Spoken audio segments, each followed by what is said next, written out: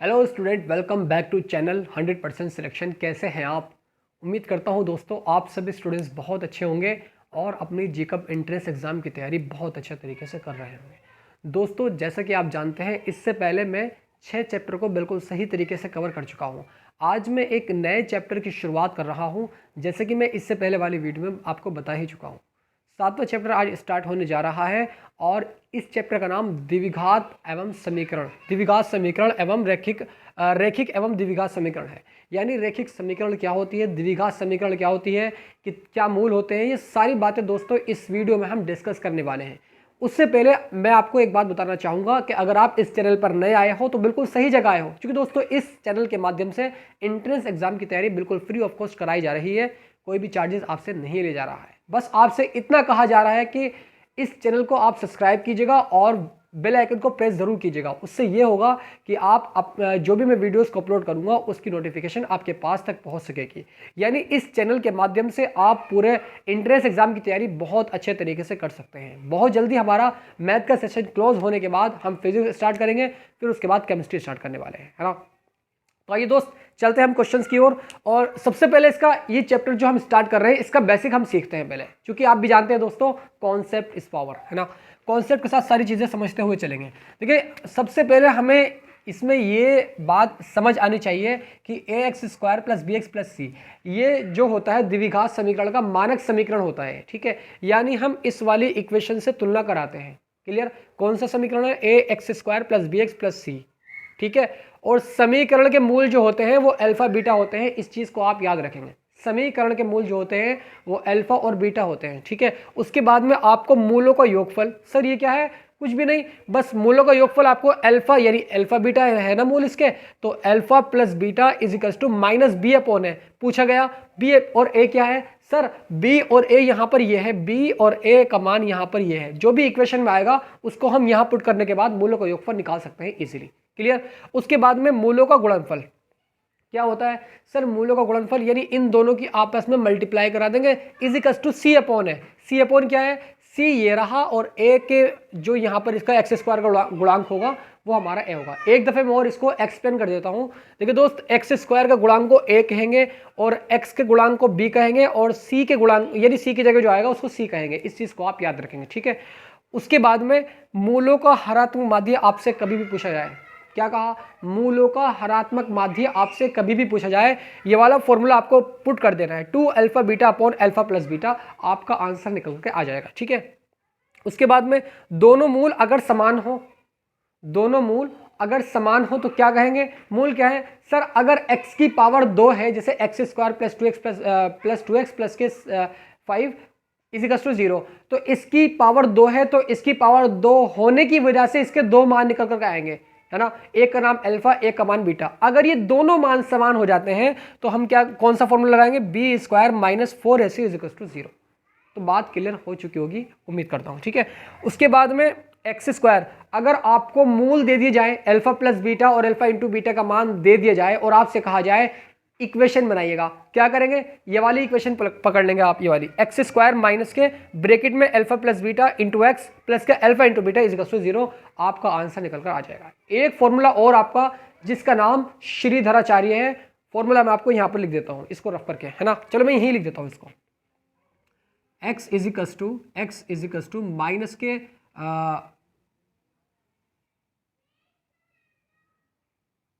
ये चल भी नहीं रहा है, इसको साइड रखते हैं।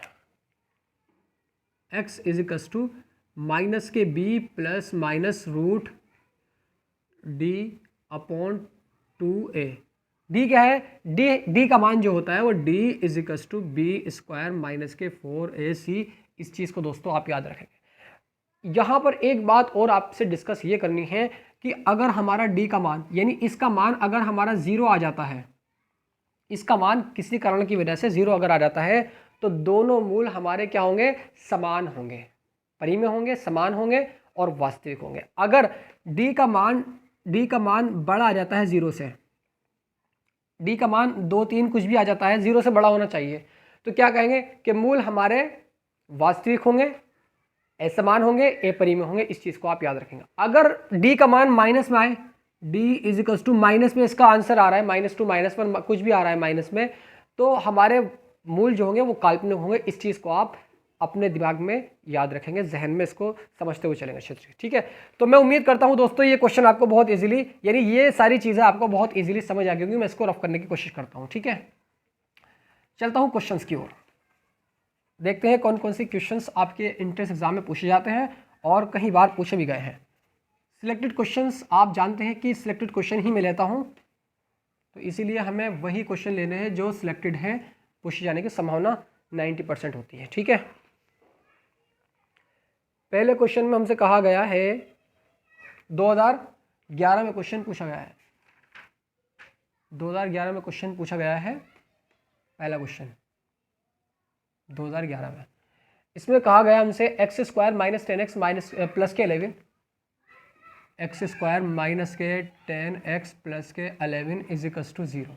ठीक है, मूलों का हरात्मक माध्य, मूलों का हरात्मक माध्य is equals to question mark. यानी इसमें हमें एक इक्वेशन दी हुई है, ये हमारी क्वाड्रेटिक इक्वेशन है, द्विघात समीकरण है। इस वाली इक्वेशन पे हमसे कहा गया है कि हरात्मक माध्य क्या होगा। मैंने जस्ट आपको अभी एक फॉर्मूला बताया था कि हरात्मक माध्य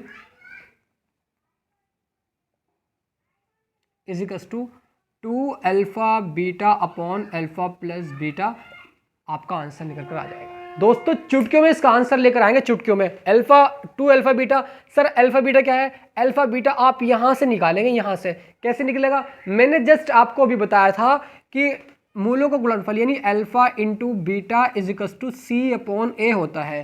ठीक है, alpha plus beta is equals to minus के बी अपॉन ए होता है। आपका आंसर निकल करके आ जाएगा। सी क्या है सर? सी 11 दिया हुआ है सी की जगह। ठीक है, इसकी तुलना हम किससे कराएंगे? इसकी तुलना हम ए एक्स स्क्वायर प्लस के बी एक्स प्लस के सी कराएंगे इज इक्वल्स टू 0। ठीक है, यानी जो एक्स स्क्वायर के पास लिखा हुआ वो ए का मान, जो एक्स के पास लिखा हुआ है वो हमारा बी का मान, जो लास्ट में लिखा हुआ है यानी हमारा जो लिखा हुआ है 11 ये सी का मान हो जाएगा। ठीक है, तो यहाँ से ए बी सी के मान अगर हम निकालें तो यहाँ पर हमारा एक यानी एक्स स्क्वायर के पास कुछ नहीं है तो 1 है, यानी यहाँ पर ए का मान 1 आ जाएगा। ठीक है, और यहाँ पर x के पास -10 लिखा हुआ है तो ये b का मान आ जाएगा, b का, तो b is equals to minus के 10 आ जाएगा।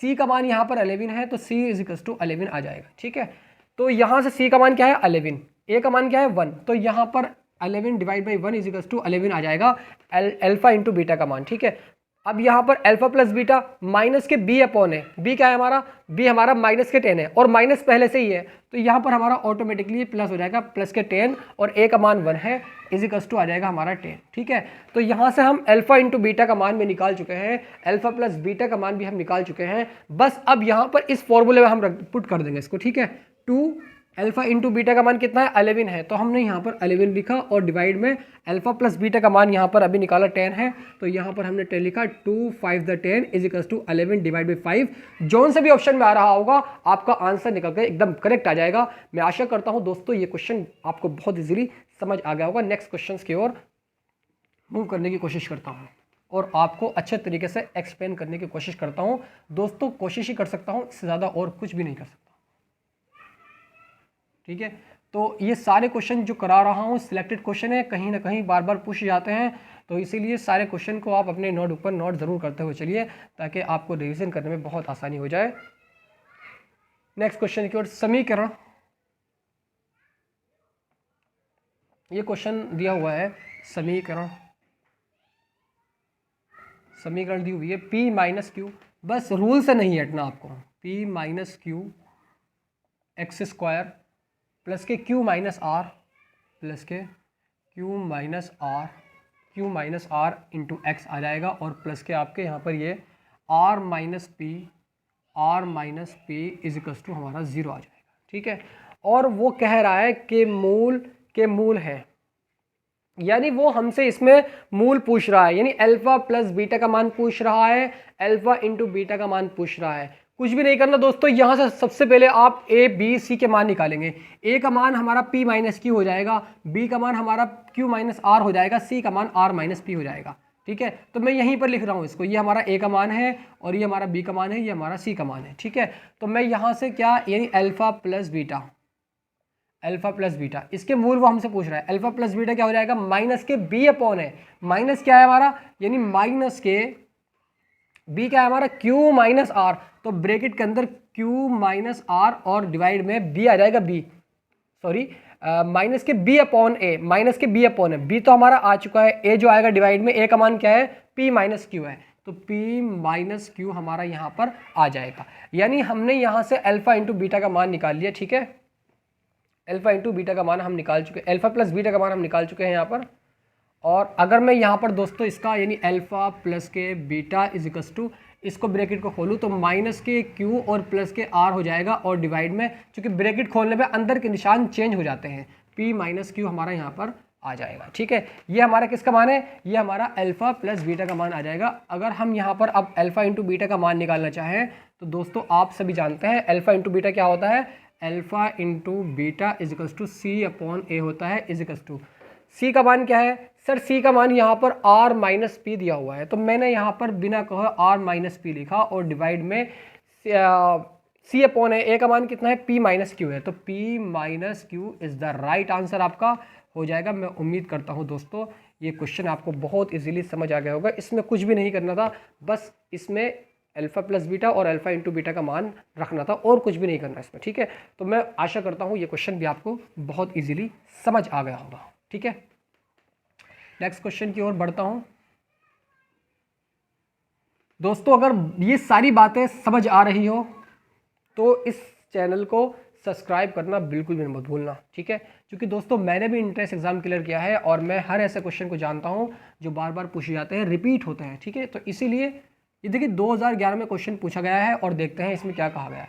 P minus Q x square, p minus k q x square, p minus Q x square और दोबारा दिया हुआ है plus k q minus are, plus k q minus k r, q minus are into x दिया हुआ है और plus k r minus p, plus k r minus P is equals to 0 दिया हुआ है। ठीक है, देखिए दोस्तों सबसे पहले हम यहाँ से क्या निकालेंगे, सबसे पहले हम यहाँ पर इसमें 1 पुट करके देखेंगे।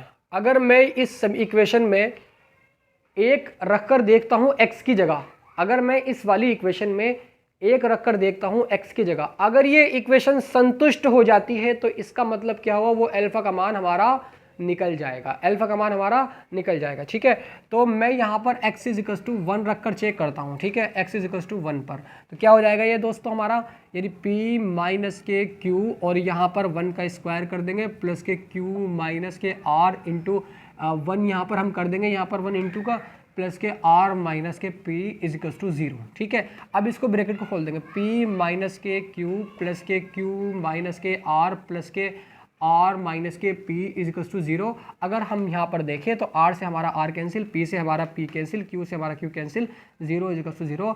तो यानी अब हम कह सकते हैं कि ये संतुष्ट हो रही है, तो यहाँ पर अल्फा का मान हमारा क्या हो जाएगा, 1, यानी अल्फा का मान हमारा यहाँ पर 1 आ जाएगा। ठीक है, कह सकते हैं कि जो हमें ये इक्वेशन दी हुई है, इस इक्वेशन में एक मूल हमारा 1 है, यानी वो एक मूल जो है वो अल्फा का मान है। तो अल्फा का मान जब हमारा यहाँ पर 1 आ जाता है तो बीटा का मान निकालना बहुत आसान हो जाता है, क्योंकि आप भी जानते हैं दोस्तों alpha into beta is equals to C upon ए होता है। ठीक है, सी अपॉन ए होता है। अल्फा का मान यहाँ पर 1 जैसे ही पुट करेंगे तो इसकी तो कोई वैल्यू नहीं होती 1 की, खत्म हो जाएगा, बचेगा बीटा। तो बीटा इज इक्वस टू सी का मान क्या है सर, सी का मान यहाँ से देखा हमने, ये हमारा सी का मान है आर माइनस पी, तो आर माइनस के पी डिवाइड में ए का मान क्या है सर, पी माइनस क्यू है, तो P minus k Q is the right answer आपका हो जाएगा। कोई से भी ऑप्शन में आ रहा होगा आप उसको टिक जरूर करेंगे। ठीक है, तो मैं नेक्स्ट क्वेश्चन की ओर मूव करता हूँ। यहाँ पर इसका मान ठीक है, बिल्कुल is the right answer. Next question की ओर चलते हैं और देखते हैं कि उस वाले क्वेश्चन में क्या पूछा गया हमसे। 2011 में क्वेश्चन पूछा गया था, बहुत आसान क्वेश्चन था। देखिए इसमें 2012 में क्वेश्चन पूछा गया है। ठीक है, यानी समीकरण दी हुई है हमें इसमें, समीकरण √3x स्क्वायर प्लस के 11x प्लस के 11x और प्लस के 6√3 इज इक्वल्स टू 0 के मूल ज्ञात करो, के मूल ज्ञात करो।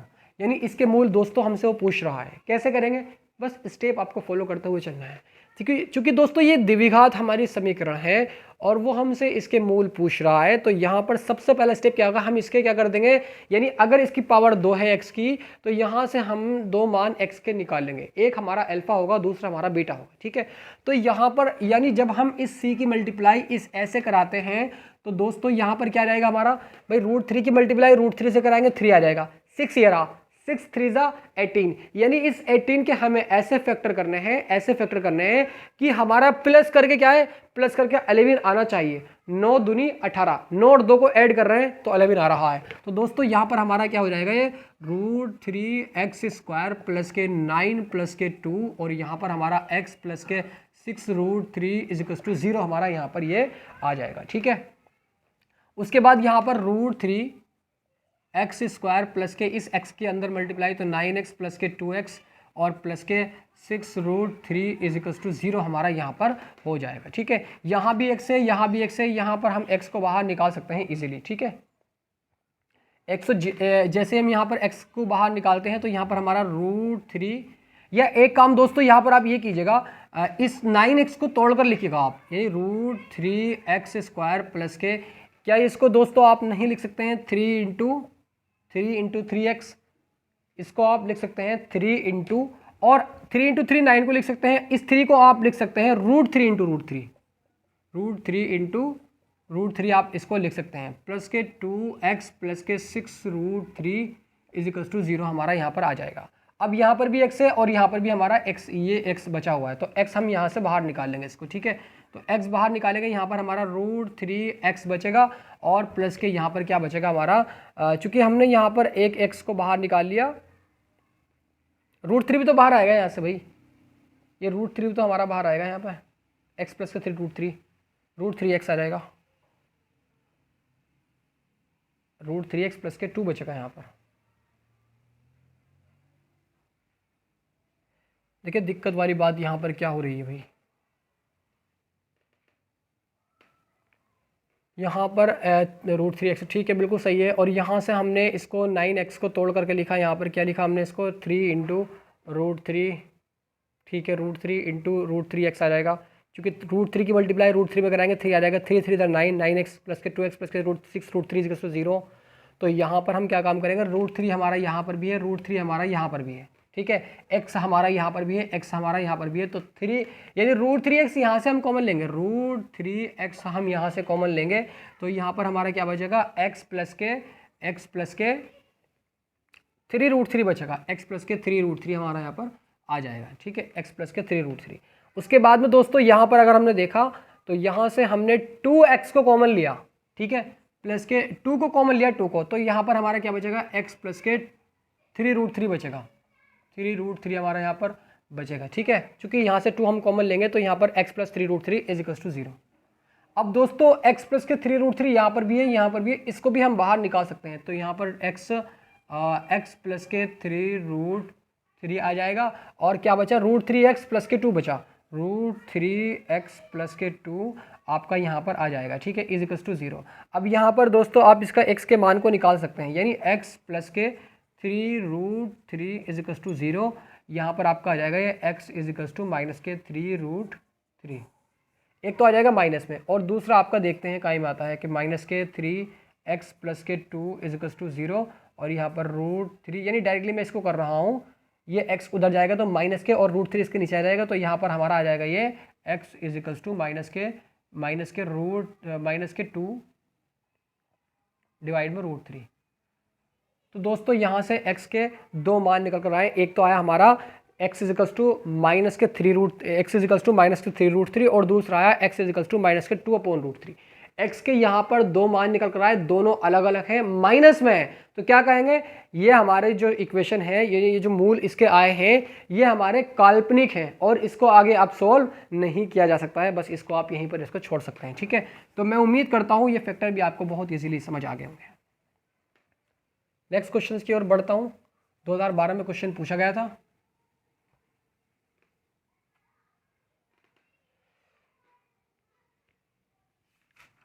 इसके बाद में देखिए बहुत बहुत बार पूछा गया है ये वाला क्वेश्चन। 2011 में क्वेश्चन आया है और भी कई बार पूछा गया है। ठीक है, यदि x is equals to root 2 plus के रूट 2 प्लस के रूट 2 प्लस के डैश डैश डैश इनफाइनाइट तक ये हमारा जा रहा है। ठीक है, कभी भी दोस्तों इस तरीके का प्रश्न आपके एग्जाम में, आपके एंट्रेंस एग्जाम में पूछा जाए, चुटकी में इसका आंसर लेकर आना है। सर इसकी ट्रिक बता दो आप। इसकी ट्रिक दोस्तों इतनी सी है कि आप इस 2 के ऐसे फैक्टर करो, इस 2 के आप ऐसे फैक्टर करो कि मल्टीप्लाई करके तो 2 ही आए, लेकिन उनका डिफरेंस 1 होना चाहिए, 1। तो मैं अगर आपसे कहूं 2 1 द 2, अगर 2 में से 1 को माइनस कर रहे हैं तो 1 आ रहा है, यानी उसका डिफरेंस बिल्कुल हमारा राइट बैठ रहा है। तो 2 1 द 2, तो मैंने इसके फैक्टर करे 2 1 द 2 इज इक्वल टू क्या आ जाएगा हमारा 2 आ जाएगा। प्लस होने की वजह से बड़ा लेंगे, अगर माइनस होता तो छोटा इसका आंसर हो जाता, माइनस यानी इसका आंसर 1 हो जाता। तो दोस्तों यहाँ पर प्लस है तो इसलिए हमारा 2 इज द राइट आंसर हो जाएगा। मैं उम्मीद करता हूँ ये क्वेश्चन आपको बहुत इजीली समझ आ गया होगा। अब इस क्वेश्चन का कॉन्सेप्ट समझते हैं हम। देखिए अब इस क्वेश्चन का हम कॉन्सेप्ट समझते हैं। हम क्या करते हैं इसमें कि इसको ट्रेडिशनल मेथड से सॉल्व करते हैं, यानी x is equal to root two plus के, इस यहाँ से यहाँ तक को हमने क्या मान लिया, हमने यहाँ पर इसको x मान लिया। ठीक है, इसको हम x मान लेते हैं यहाँ पर। क्लियर। अब क्या करेंगे, दोनों और यानी बोथ साइड स्क्वायर कर देंगे, तो क्या हो जाएगा x square is equal to 2 plus के x हो जाएगा, यानी ये हमारा रूट कैंसिल हो जाएगा। ठीक है, अब यहाँ पर क्या होएगा, ये x इधर आएगा, यानी एक्स स्क्वायर माइनस के x माइनस के 2 इज इक्वल टू 0।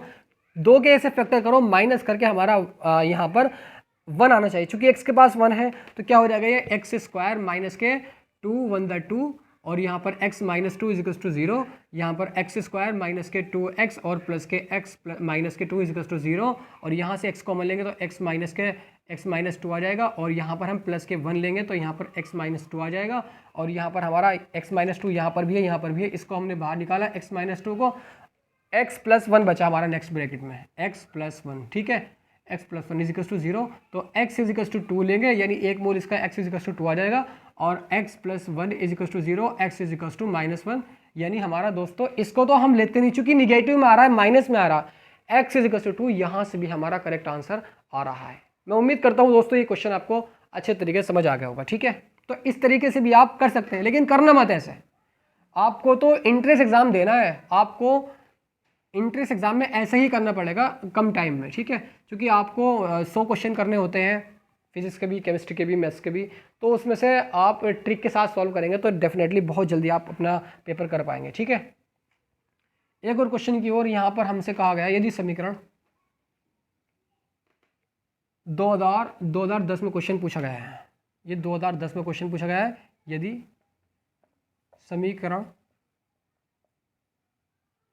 समीकरण x square minus P x और हमारा प्लस के 8p माइनस के 15 इज इक्वल्स टू 0 के मूल समान है, तो p का मान क्या होगा, के मूल समान है तो p इज इक्वल्स टू क्या होगा। तो दोस्तों यहाँ पर p का मान वो हमसे पूछ रहा है, और मैंने आपको शुरू में ही ये बताया था कि अगर मूल समान हो तो हमें एक फॉर्मूला याद रखना है, क्या कि आपने बताया था सिर्फ बी स्क्वायर माइनस के 4ac इज इक्वल टू 0, आपका आंसर निकल करके आ जाएगा। पूछा गया BAC क्या है, अरे वो भी तो बता चुका हूँ भाई। एक सी क्या होता है, देखिए यहाँ पर x का गुणांक, एक्स स्क्वायर का गुणांक क्या है, 1 है, तो इसका मतलब ये a का मान हो गया, जो x का गुणांक होता है वो b का मान होता है, जो हमारा लास्ट बचा हुआ होता है वो हमारा c का मान होता है। तो यहाँ से साइड में आप a का मान यानी a इज इक्वल्स टू 1 आ जाएगा, b इज इक्वल्स टू यहाँ पर माइनस के p आ जाएगा, माइनस के p, और c का मान यहाँ पर आपका 8p plus minus 15, 8p minus के 15 आ जाएगा। a b c के मान आपने निकाले और यहाँ पर पुट कर दिए, b का मान माइनस के p का होल स्क्वायर करेंगे तो यहाँ पर हमारा p स्क्वायर हो जाएगा, माइनस के 4 इंटू a का मान अब आपने 1 रखा तो यहाँ रख दिया, c का मान 8p यहाँ पर और माइनस के 15 आपका आ जाएगा। ठीक है, is equals to 0, is equals to 0 चल रहा है। तो पी स्क्वायर माइनस के आप यहाँ पर 4 की मल्टीप्लाई, या आप एक काम कीजिएगा, या आप इसका यानी इस 4 की मल्टीप्लाई -4 की मल्टीप्लाई 8वीं में करेगा तो 8 चौक 32 यानी माइनस के 32p आ जाएगा। -4 की मल्टीप्लाई 15 में करेगा 15 चौक का 60 यानी प्लस के 60 हो जाएगा, प्लस के 60 इजिकल्स टू 0। ठीक है, अब यहाँ पर दोस्तों कर क्या सकते हैं आप कि आप 60 के ऐसे टुकड़े करो कि यहाँ पर प्लस करके 32 आए, 30 दूनी 60। अरे भाई बहुत आसान है, 30 दूनी 60। तो कैसे आ जाएगा पी स्क्वायर माइनस के 30 प्लस के 2 ब्रैकेट में p प्लस के 60 इजिकल्स टू 0, और यहाँ पर आपका पी स्क्वायर माइनस के 30p माइनस के 2p प्लस के 60 इजिकल्स टू 0, और यहाँ पर p आपने लिया कॉमन तो p माइनस के 30 आ गया, और माइनस के 2p यहाँ से कॉमन लिया तो p माइनस के हमारा यहाँ पर 30 आ गया। ठीक है, p माइनस 30 यहाँ पर भी है, यहाँ पर भी है, आप यहाँ से इसको बाहर निकालेगा p माइनस 30 को। ठीक है, दूसरे ब्रैकेट में p माइनस के 2p बचा, p माइनस के 2p बचा इजिकल्स टू हमारा 0 चल रहा है। तो p माइनस के 30 is equals to 0, p is equals to 30 यानी एक तो आ गया आपका 30 और दूसरा निकाले अगर हम यहाँ से तो p इजिकल्स टू 2p हमारा यहाँ पर आ जाएगा। ठीक है, p minus 2p is equals to p minus 2p, अरे भाई p माइनस 2p नहीं है, p माइनस 2 है ना, तो p इजिकल्स टू 2 यानी एक आ गया हमारा 30 और दूसरा आ गया यहाँ पर हमारे 2, यानी मूल तो हमारे ये दोनों पॉजिटिव में आ रहे हैं, लेकिन दोनों क्या है, दोनों हमारे असमान है, समान नहीं है, असमान है। ठीक है, तो इस चीज़ को आप याद रखेंगे दोस्तों। तो 30 और 2 इसके आंसर हो जाएगा। मुझे उम्मीद है कि दोस्तों कोई सा ऑप्शन में आ रहा होगा 30 या 2, तो आप उसको टिक जरूर करके आएंगे। ठीक है, नेक्स्ट क्वेश्चन की ओर चलते हैं।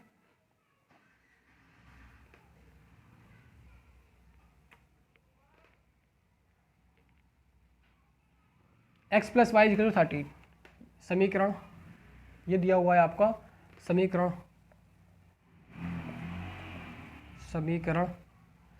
x plus y is equals to 13 और 2x प्लस के 3y is equals to 32, 2x plus के 3y इज इक्वल्स टू 32 का हल है, देखिए दोस्तों यहाँ पर तो x की पावर एक ही है ना, और यहाँ पर चर भी अलग अलग दिए हुए हैं, तो ये एक रैखिक समीकरण है, रैखिक। ठीक है, 2 इक्वेशन हमें दी हुई हैं, 2 इक्वेशन देने के बाद वो हमसे यानी इसका हल मांग रहा है, यानी x और y के मान वो हमसे पूछ रहा है, सिंपली हमसे वो x और y के मान पूछ रहा है। 2 इक्वेशन दी हुई है, कैसे करेंगे, बहुत आसान है सर इसकी 4 विधि होती है सॉल्व करने की, एक तो विलोपन विधि, एक प्रतिस्थापन विधि, एक वज्रगुणन विधि और एक ग्राफीय विधि। तो 4 विधि से इस क्वेश्चन को हम सॉल्व कर सकते हैं इजीली। हम यहाँ पर एक विधि का यूज करेंगे जिसका नाम विलोपन विधि है, मुझे बहुत अच्छी लगती है। ठीक है, आपको कौन सी अच्छी लगेगी जरा मुझे बताएंगे आप। यानी x प्लस के आपकी एक इक्वेशन तो ये हो गई, दूसरी इक्वेशन 2x प्लस के 3y is equals to 32।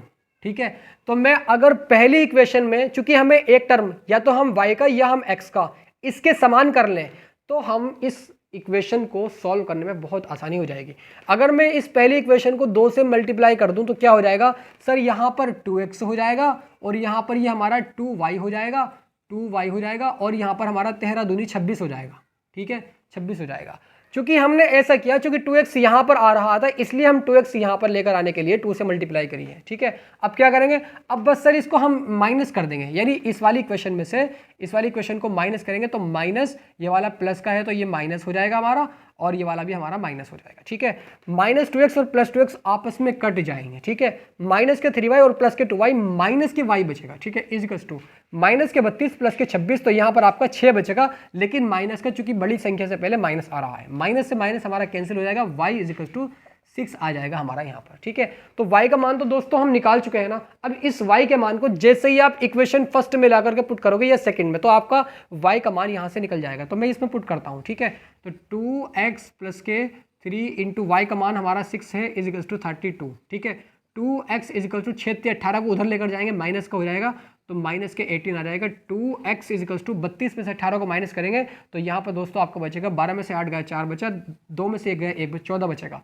x is equals to आपका 7 इज द राइट आंसर हो जाएगा। तो मैं उम्मीद करता हूँ x y के मान आप निकाल चुके होंगे। आप प्रयास कीजिएगा कि मैं इसको प्रतिस्थापन विधि से कैसे सॉल्व करूँ। ठीक है, नेक्स्ट क्वेश्चन की ओर मूव करता हूँ।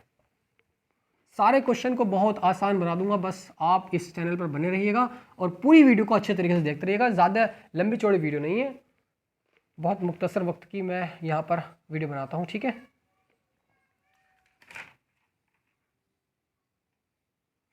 यदि समीकरण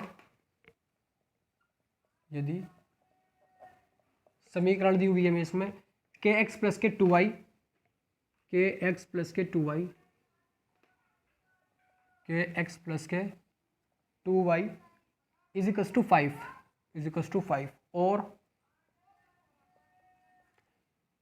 3x प्लस के y, 3x प्लस के y इज इक्वल्स टू 1 का एक अद्वितीय हल है, का एक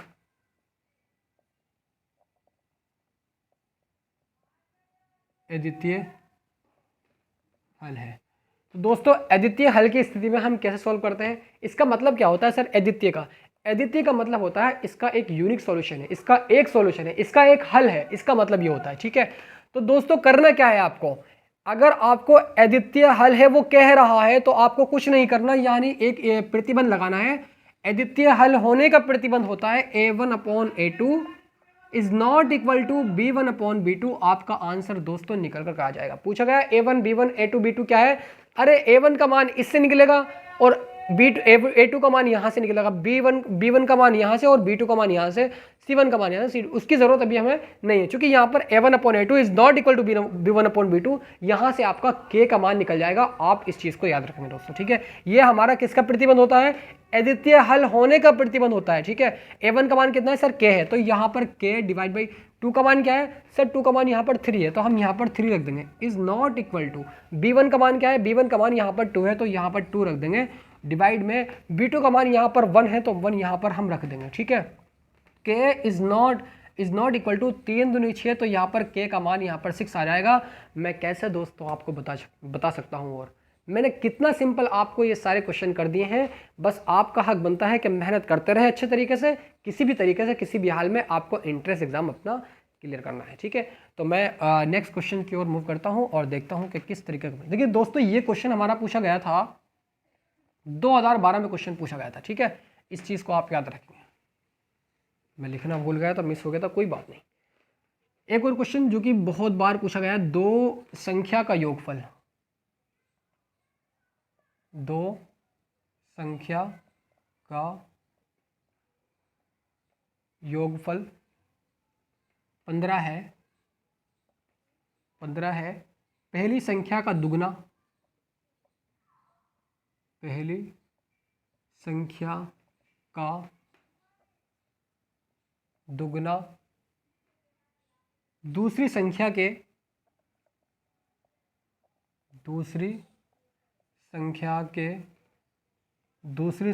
3 गुने से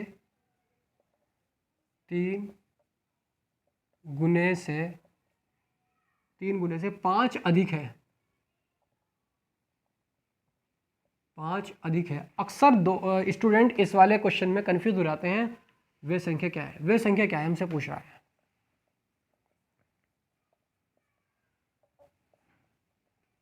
बस दोस्तों यहीं से आपको अपना लास्ट से अपना क्वेश्चन स्टार्ट करना है। वे संख्या क्या है ये हमसे पूछ रहा है, और वो अगर पूछे वे संख्या क्या है तो वहीं से आपको स्टार्ट करना है, यानी उसको संख्या को आपको x और y मान लेना है। तो पहली संख्या को माना हमने x, पहली संख्या हमारी क्या है, पहली संख्या माना, पहली संख्या इज इक्वल टू हमारा x और दूसरी संख्या हमारी क्या आ जाएगी, y आ जाएगी, ठीक है। पहली संख्या को x, दूसरी संख्या को y मान लिया, तो दोनों संख्याओं का योगफल 15 है, यानी x plus y is equal to 15 आ जाएगा। इक्वेशन पहली आ जाएगी।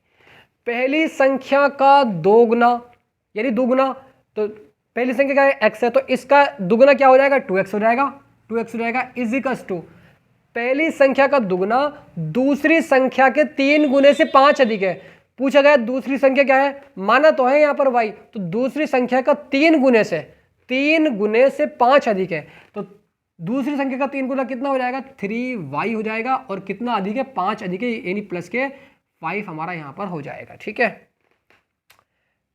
दूसरी संख्या का दुगुना करने के बाद में, यानी पहली संख्या का दुगना दूसरी संख्या के 3 गुने से 5 अधिक है, ठीक है। तो 3y प्लस के 5 आ जाएगा। मैं उम्मीद करता हूं दोस्तों यहाँ पे ये बात आपको समझ आ गई हुई, यानी 2x इस 3y को इधर लेकर आएंगे तो माइनस के 3y is equal to 5, equation आपकी सेकंड आ जाएगी, ठीक है। यहाँ पर इसको सॉल्व करने की कोशिश करता हूँ। अगर मैं दोस्तों आपसे कहूँ कि अगर मैं इस वाली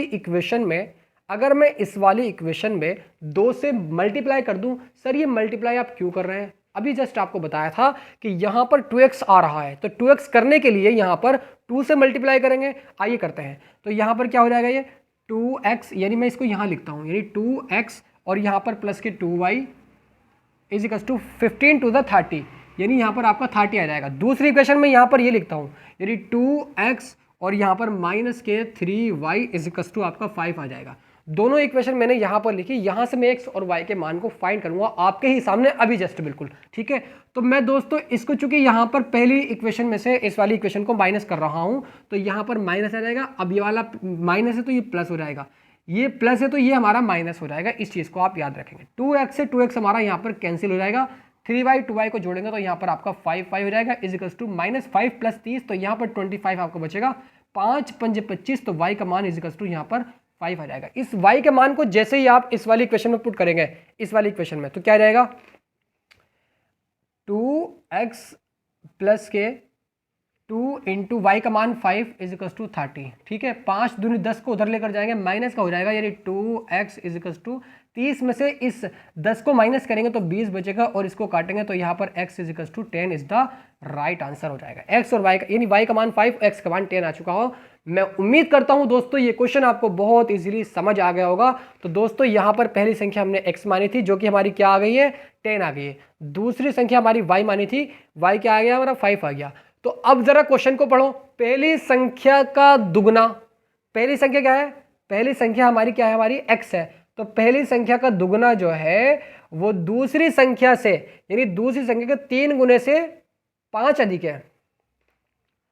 5 तिया 15, और इसका करेंगे कितना, 5 अधिक करेंगे तो 25 बैठ जाएगा। तो मैं उम्मीद करता हूं दोस्तों ये क्वेश्चन आपको बहुत इजीली समझ आ गया होगा। नेक्स्ट क्वेश्चन की ओर मैं मूव करता हूं, ठीक है।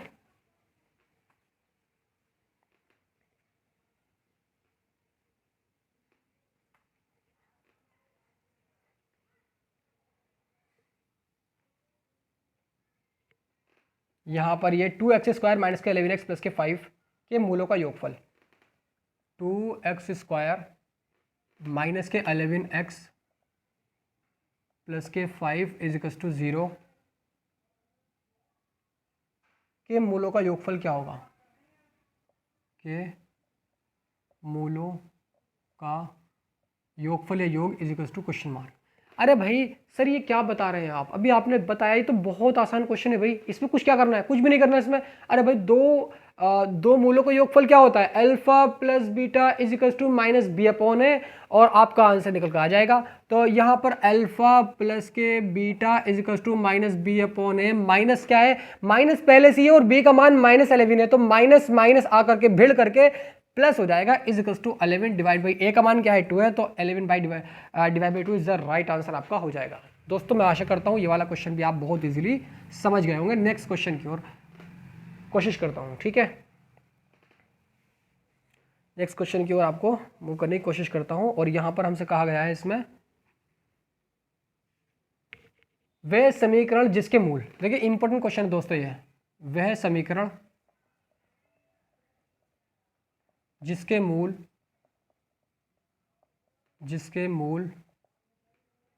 मूल 5 व 3 हैं, 5 व 3 हैं, वे क्या होगी, वे होगी, ठीक है। यानी वो हमसे इक्वेशन पूछ रहा है। मैंने आपको बताया था शुरू में ही कि अगर वो हमें मूल दे दे और वो हमसे इक्वेशन मालूम करे तो डेफिनेटली हम उसको इजीली कर सकते हैं। दोस्तों यहाँ पर देखिए हमें इसमें इक्वेशन बनानी है, और हम जानते क्या है कि एक्स स्क्वायर और यहाँ पर माइनस के अल्फा प्लस के बीटा ब्रैकेट में करेंगे इंटू एक्स प्लस के alpha into beta is equal to 0, हमारा आंसर निकल कर आ जाएगा। अल्फा प्लस बीटा का मान यहाँ पर 5 दिया हुआ है, अल्फा इंटू बीटा का मान यहाँ पर हमारा यानी हम यहाँ पर यानी ये अल्फा का मान है हमारा और ये हमारा बीटा का मान है, तो यहाँ से हम अल्फा प्लस बीटा का मान निकालेंगे। अल्फा प्लस के बीटा इज इक्वल टू 5 और 3 को अगर हम ऐड करेंगे, 5 और 3 को इज इक्वल टू यहाँ पर हमारा 8 आ जाएगा, ठीक है। अब हमें दूसरा मान यानी अल्फा इंटू बीटा, तो alpha into beta is equals to, यानी अल्फा का मान कितना 5, तो 5 इंटू 3 का मान क्या है यानी 3 है, 5 या 15, तो 15 हमारा यहाँ पर आ जाएगा। 15 यहाँ पुट करेंगे, 8 यहाँ पुट करेंगे, हमारी इक्वेशन बन जाएगी। तो यहाँ पर दोस्तों एक्स स्क्वायर माइनस के, इसकी जगह अल्फा प्लस बीटा की जगह 8 रखेंगे, 8x हो जाएगा, प्लस के इस 15 अल्फा बीटा की जगह यहाँ पर हम 15 रखेंगे, इज इक्वल्स टू 0, हमारी इक्वेशन बन चुकी है। तो मैं उम्मीद करता हूँ दोस्तों ये क्वेश्चन भी आपको बहुत इजीली समझ आ गया होगा। नेक्स्ट क्वेश्चन की ओर मूव करता हूँ, और इस सेशन का ये लास्ट क्वेश्चन है।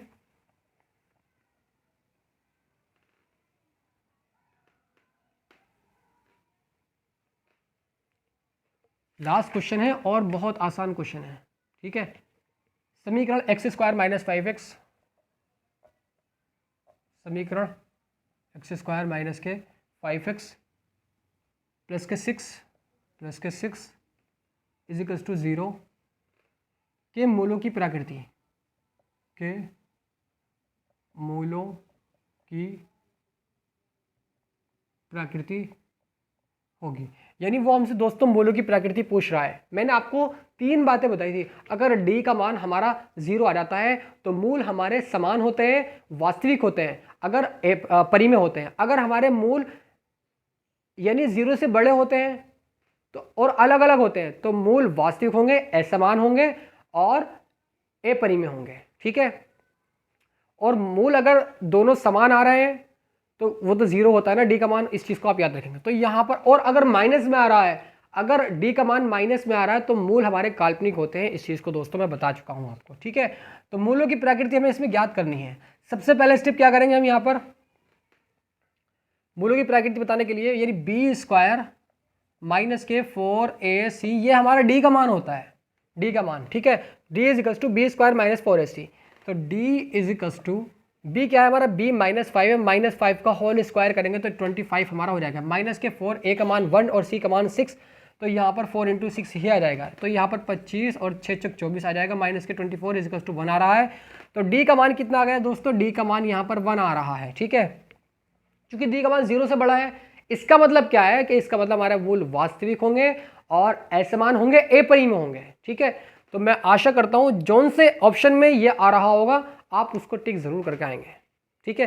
तो मैं आशा करता हूँ ये पूरी वीडियो आपको बहुत अच्छी लगी होगी। नेक्स्ट वीडियो में इस पूरे चैप्टर को अच्छे तरीके से कवर करा दिया जाएगा। उसके बाद में एक 8वां चैप्टर हम स्टार्ट करेंगे, ठीक है, लघु गणक वाला, लॉगरिथम वाला। मिलता हूँ फिर नेक्स्ट वीडियो में, तब तक के लिए बने रहेगा students. God bless you, love you and take care.